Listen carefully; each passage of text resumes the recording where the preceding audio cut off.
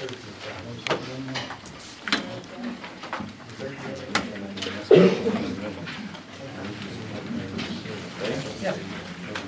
this meeting of the Donegal Township Board of Supervisors to order and pledge allegiance to the flag. Pledge allegiance to the flag of the United States of America and to the republic for which it stands, one nation, under God, indivisible, with liberty and justice for all.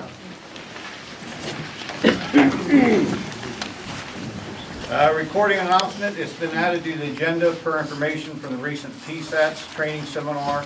Sunshine Law permits audio video during the meeting. Who's all videotaping tonight? Kathy, you videotaping? Yeah. Madam Secretary, please note it in the minutes that Kathleen Croft writes videotaping the meeting. Roll call. Dave Healy, Here. Doug Teagarden. Present. Zach Prescott. Here. Department reports. Road Department. Ed? Yeah, we're gonna need to get the 2011 Ford 550, a couple front tires, and then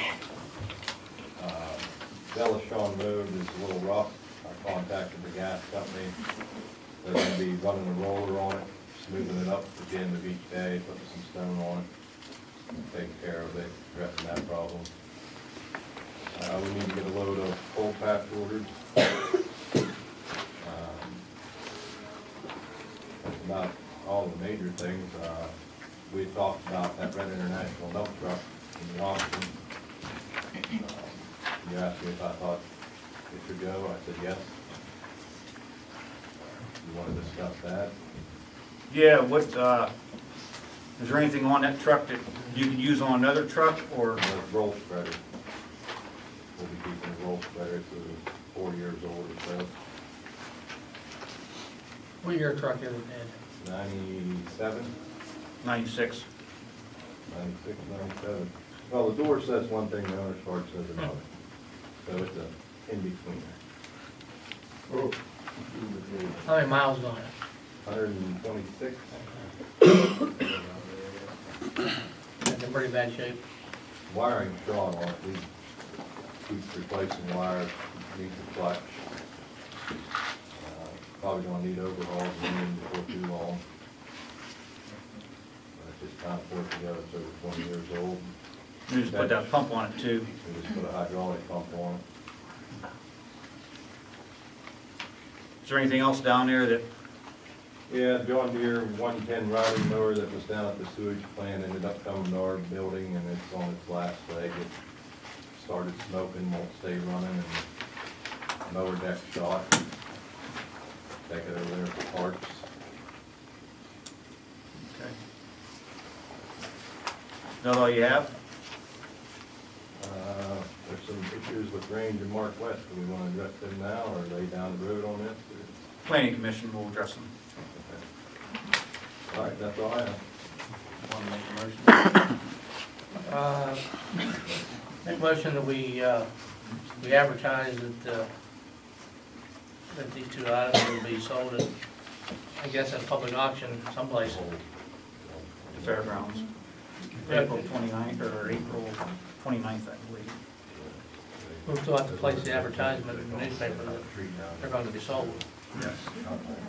I move that we declare them unused and surplus or just declare them surplus and sell them, advertise them for sale. They're being sold without reserve, The highest bidder. the highest bidder, as is. Any questions? Good, Darren.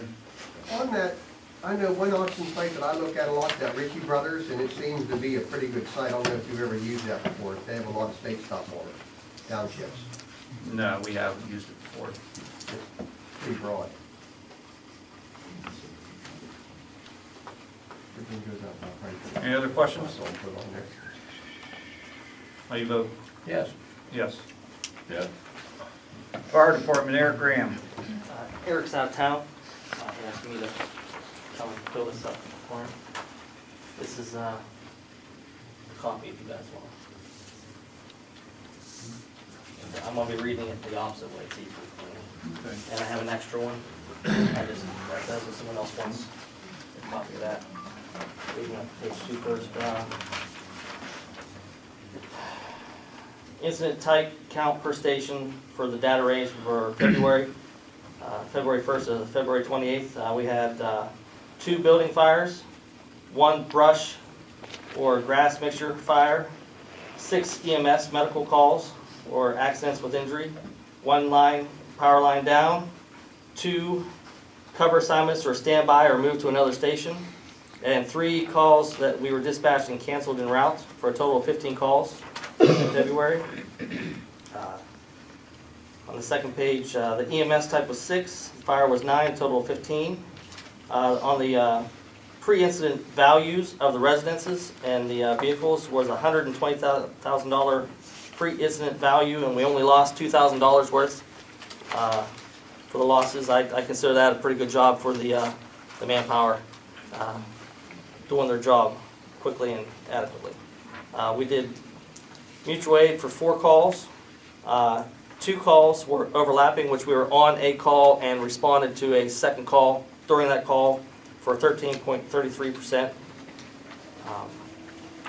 For the average response time, from the time we were dispatched until we arrived on the scene for medicals was 7 minutes and 10 seconds, and for fire was 11 minutes and 30 seconds.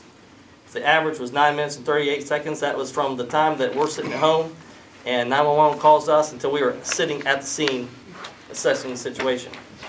For the average time from the time we were called till the time we were leaving the station for medical calls were 3 minutes, and for fires for 5 minutes and 7 seconds, for an average of 4 minutes and 12 seconds, and that is very good comparison for the state. Average on scene time was 68 minutes and 18 seconds, and the total man hours for February was 594.25 man hours. Thank you. Thank you.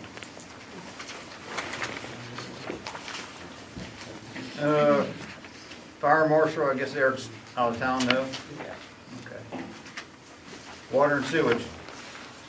Nothing really to report, other than that we have a new plant operator, and that'll be covered elsewhere in the agenda. Code enforcement officer, Mark Gordon.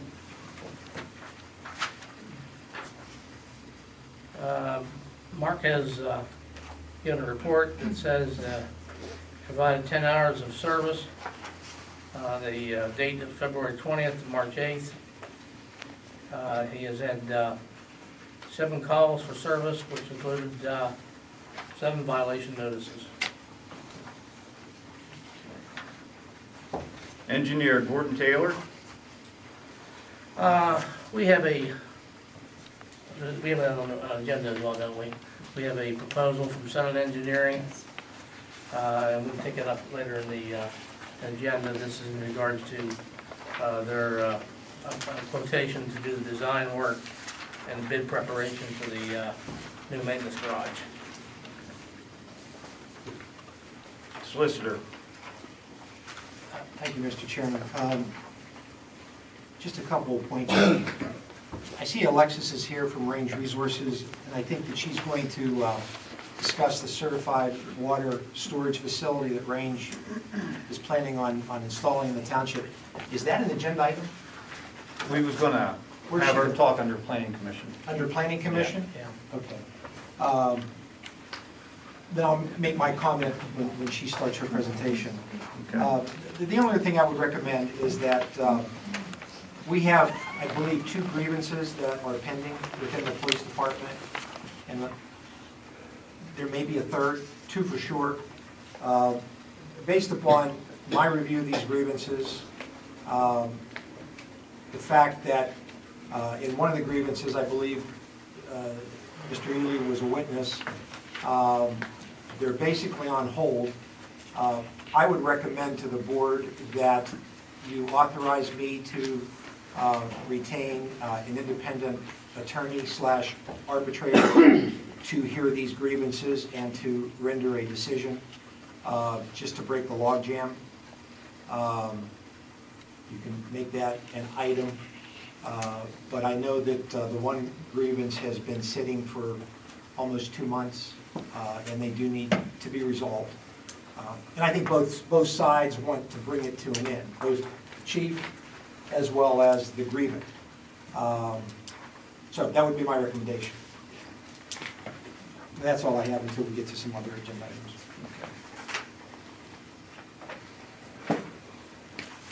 Make a motion I'll put that under additions to the agenda. to, okay. Planning Commission. We already had one item that we had to take care of last month. Gentleman asked for a variance on building his garage down Tunnel Street here, and he just wants to bring up, even with the face of his house, the grand variance, and pass it on back to you folks. Jerry Zwicker has finished up our annual report, first one to be done, and I'd like to read a summary of that report. Motions were made and approved, not including adjourning, 19. Motions made not approved, 0. Commercial subdivisions consolidations reviewed, 2. Residential subdivisions reviewed, 3. Commercial site plans reviewed, 1. RV spots reviewed, 7. Sewage planning modules signed, 1. Sewage holding tank applications reviewed, 1. Planning commission structure, 116 members with 5. Keith Small, Mike Curtis, Tony Pascal, Jerry Zwicker, Ed Stout, who retired at 41. 4-5, I took Ed's spot on the planning commission. 8-2, planning commission increased from 5 members to 7 members. Jody Noble and Bob Morgan were appointed to the open positions, and the terms at the end of the report. And I'd like to submit this report at this time to the commissioners. Supervisor. Excuse me.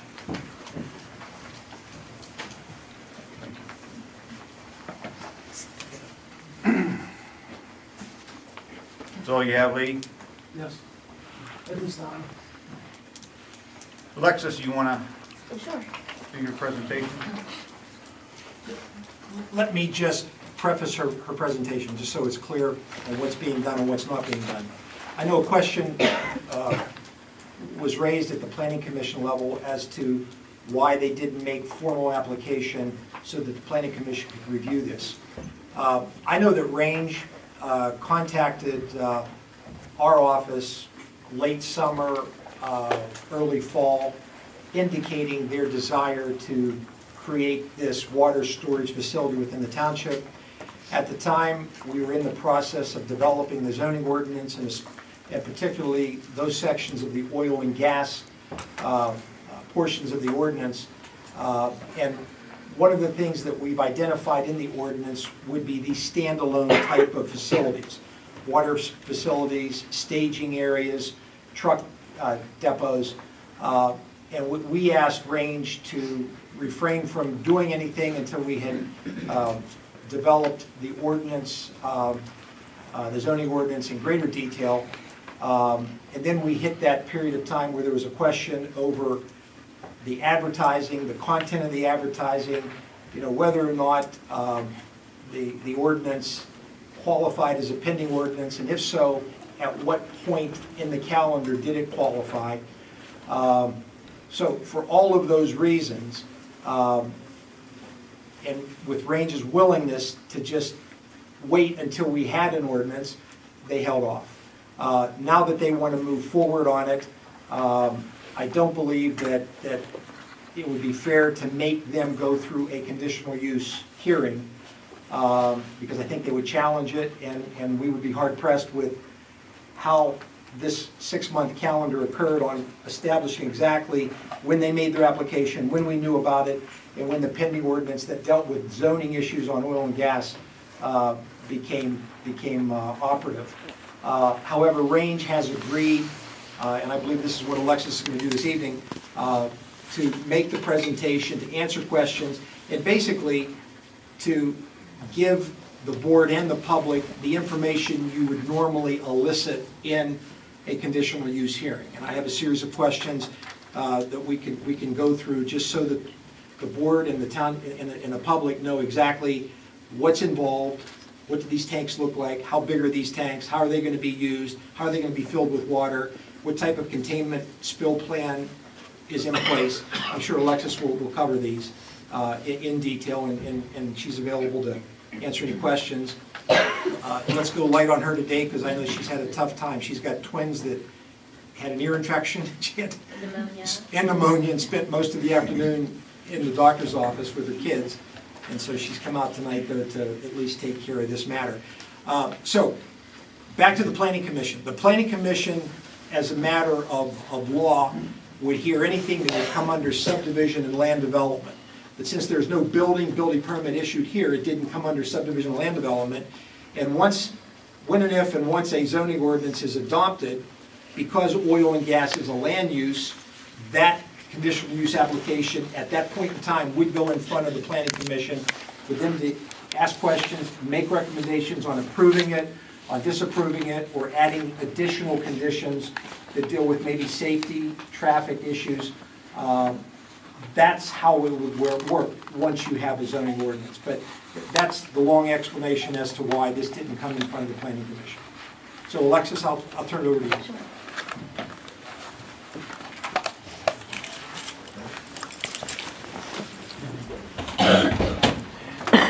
Hi everyone, I'm Allie. Just giving a brief update of kind of what we're doing out. It's called the Donegal 30 tank pad. It's located off of Grimes Road on the property formerly John Phillips. Range bought that property. We acquired it a few months ago, so we're just developing it now for a tank pad. Weather dependent, we should be done in about 2 weeks with laying the gravel down. We haven't been able to be out there since February 28th because of the wetness and the snow, so it's kind of been on hold for a while. Like I said, it's located off of Grimes Road.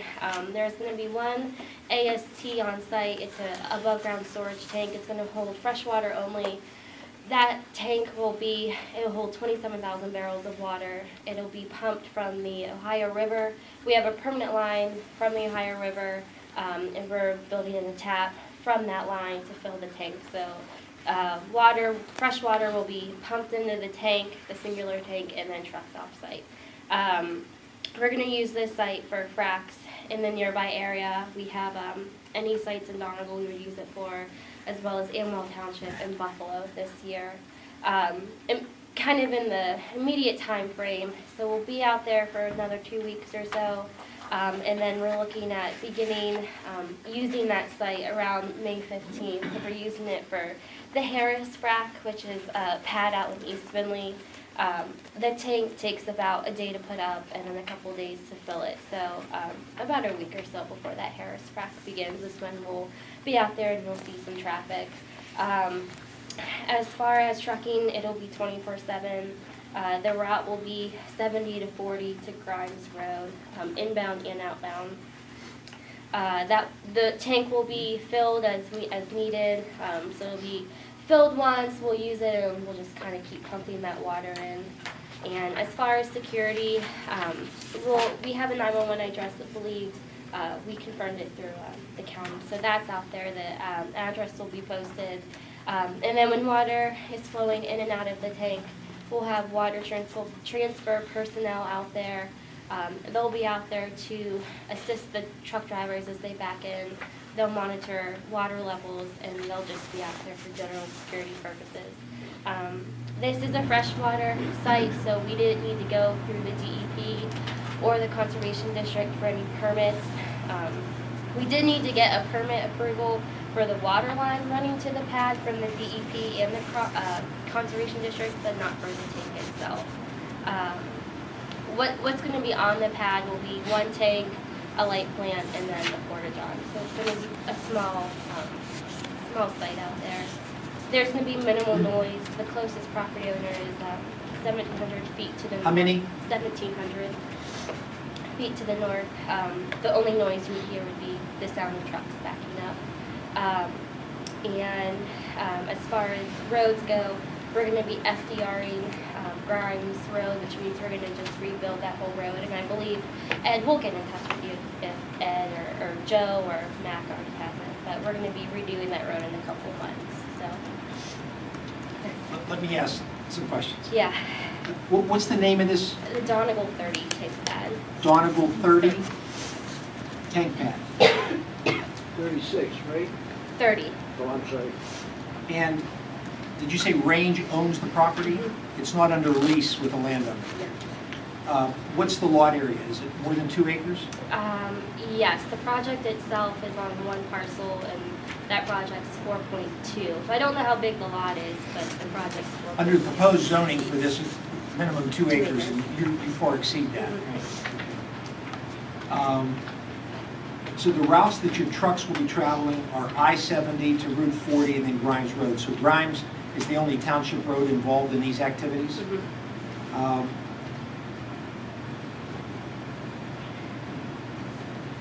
So trucks are not going to fill this tank.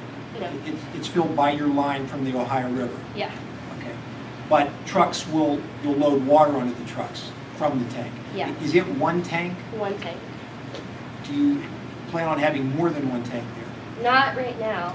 I was just told it was one tank for 2017 at least for sure. Going forward, I don't know if that would change or not, depending on the need.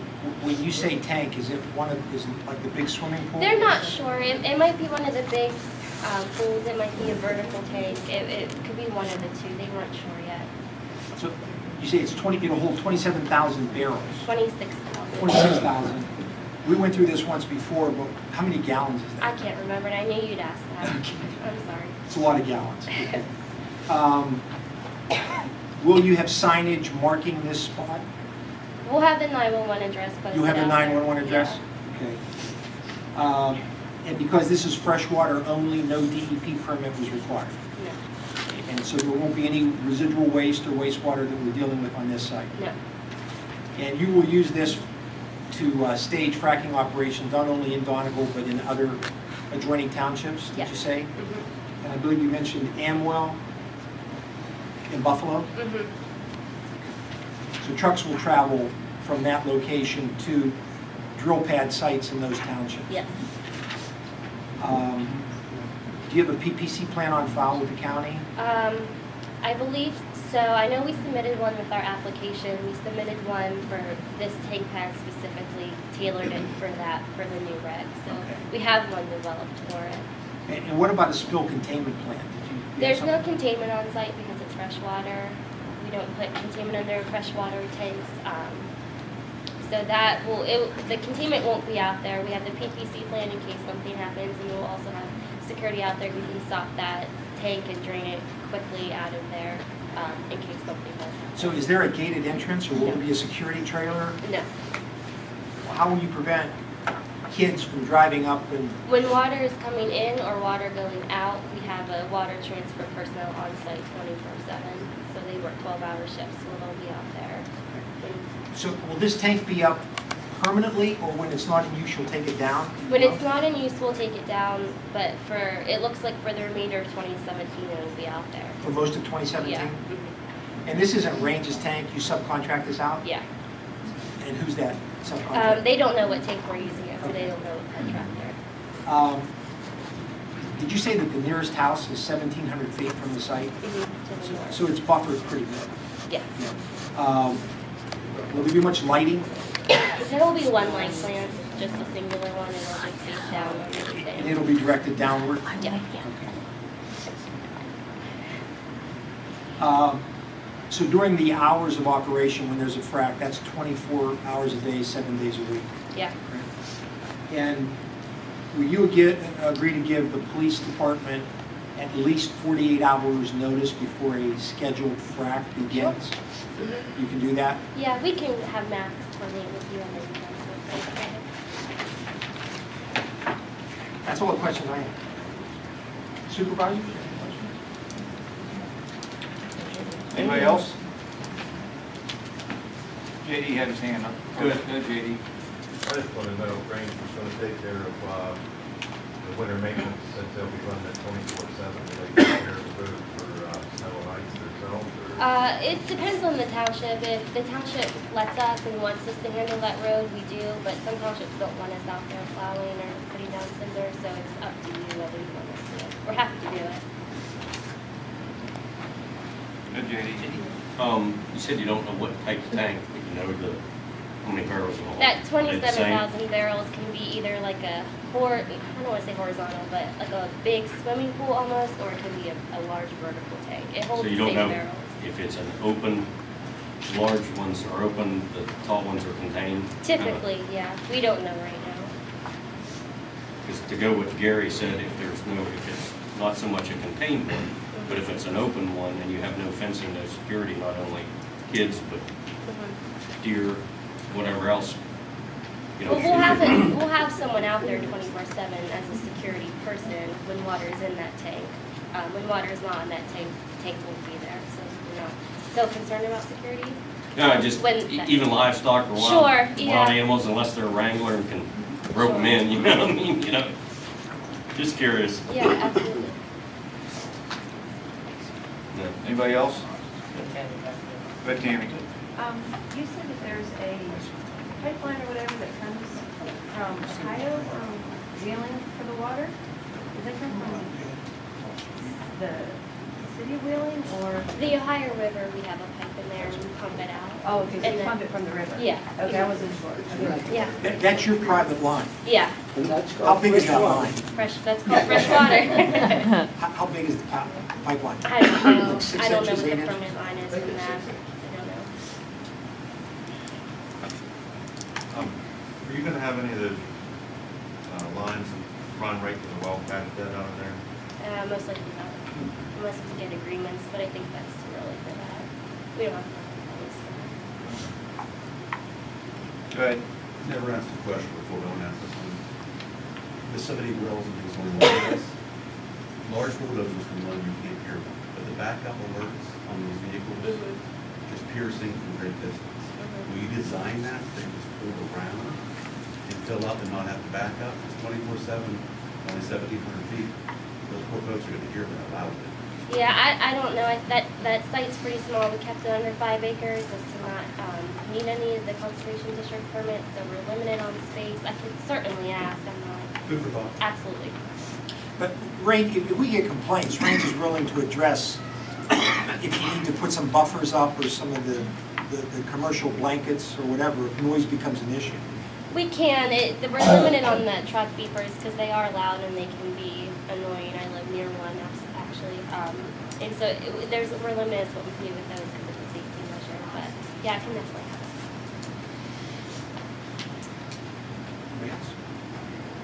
Anybody else? Thanks, Alexis. Thank you, Alexis. Good luck with the kids. Police Department. Yes, sir. Month of February, we provided a minimum of 496 man-hours of service. We initiated 7 investigations on 7 reportable crimes. Of those 7, we closed all 7. We also closed 2 additional cases from January, all closed by arrest. Property loss for the month of February was $20,020. That was for us, Claysville, and Buffalo Combined.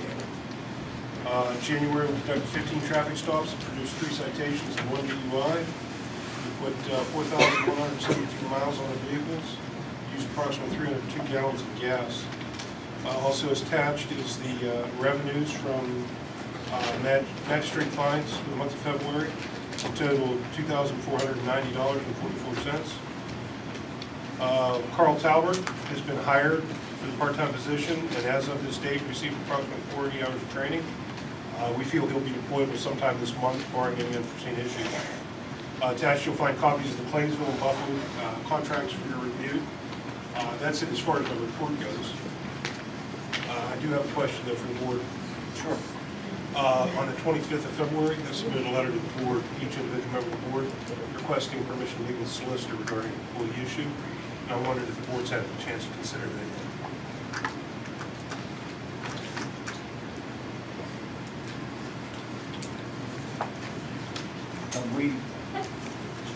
We talked about it, but how's the best way to handle that, Gary?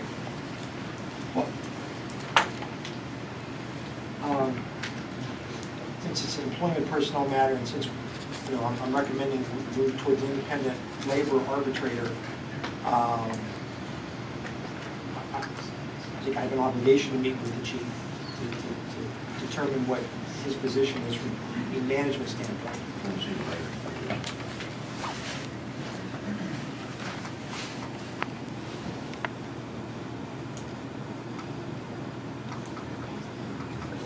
Yeah, this is the second reading, it's unaware. So if you'd authorize it, I'd be happy to meet with the chief. You need a motion for that? Yeah, put it on the record. Want to do it now? You want to cover- we can do it now? Do it now. Okay, I'd like to make a motion to grant that request for the chief to be, I'm going to meet with the attorney. I'll second. Any questions? How you vote? Yes. Yes. Yes. You're welcome. Office and fiscal operations. Nothing to report right now. I'll report some things as we go through the meeting. Okay. Approval of the minutes, following minutes. Excuse me, before you leave department reports, I'd like to ask a question about the code enforcement officer, if you don't mind. I didn't realize that a code enforcement officer was necessary. I see that it was recommended, moved and approved in a previous meeting. And I don't know what codes are in need of being enforced. That's number one. Number two, he was hired for 5 hours a week. I just heard that there was a report he submitted for 10 hours. And I didn't hear a breakdown as to what was done for 10 hours work. Will we get a breakdown of what? The 10 hours was 2 weeks. Okay, That's a fine. 2-week period. But should we not know what he did for 10 hours? The report is that he investigated 7 incidents. I'm sorry, There's 7 incidents that's under his investigation. 7 incidents? Yes, 7 cases, 7, whatever he's done. 7 violations 7 investigated. 7, says 7 letters in there, I think it says. There's actually his words on it. Doug, I think as of yesterday, it was 8. Okay, well, it says 7 on this letter here. On it? Yeah, sure. And he physically went out and investigated 7 incidences or something. That's what the report says, yes. I would like to know a breakdown of that in the future.